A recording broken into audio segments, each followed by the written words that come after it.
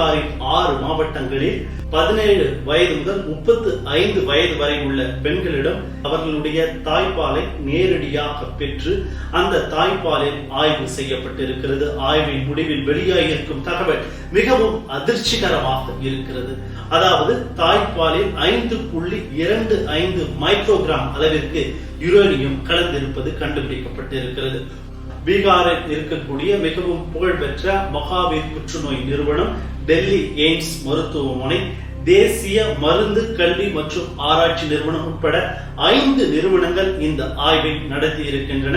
இந்த ஆய்வின் முடிவில் வெளியாகி இருக்கும் தகவல் இப்படி ஒரு அதிர்ச்சி இருக்கிறது என்றால், அந்த தாய்ப்பாலை பருகிய குழந்தைகளின் இரத்த மாதிரிகளை எடுத்தும் ஆய்வு செய்யப்பட்டிருக்கிறது. குழந்தைகளின் இரத்தத்திலும் யுரேனியம் கலந்திருப்பது தெரிய வந்துள்ளது. கதிர்வீச்சு தன்மை கொண்டது யுரேனியம்.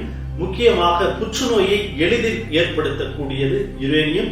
உலகிலேயே மிகவும் தூய்மையானது, உன்னதமானது தாய்ப்பால் என்பார்கள்.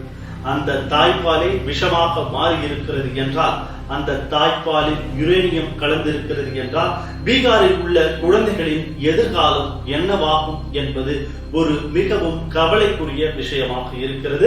குழந்தைகளின் எதிர்காலம் என்றால் இந்த அளவுக்கு யுரேனியம் கலந்திருப்பதை, அதாவது தற்போது மிகவும் ஒரு குறைவான அளவில் தான் அது இருக்கிறது. 5.25 மைக்ரோகிராம் அளவில் தான் இருக்கிறது.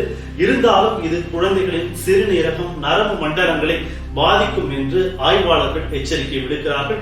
இது மிகவும் ஒரு கவலைக்குரிய விஷயமாக பார்க்கப்படுகிறது. இந்த மனித சமூகம் எதை நோக்கி செல்கிறது?